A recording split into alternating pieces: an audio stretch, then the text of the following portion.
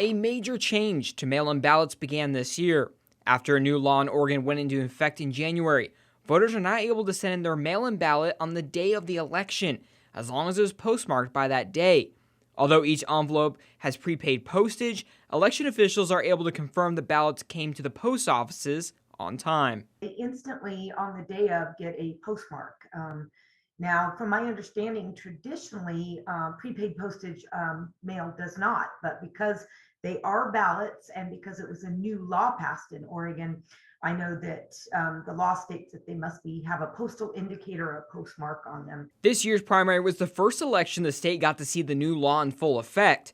But Jackson County Clerk Chris Walker says in May they were able to work through the new changes in preparation for the general election, when there are typically more votes cast. As far as the process of verifying the envelopes, it's almost no different than years past. We have been processing those for the last couple days. We are doing a visual check, actually 2 visual checks of those to make sure that it does have that election day postmark, and then processing them as the rules dictate to us.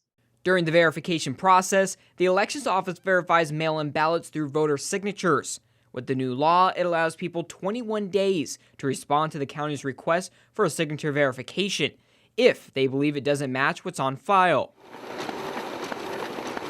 While the new law means it takes longer to receive all the mail-in ballots, Jackson County is still receiving those ballots from the post office and verifying them.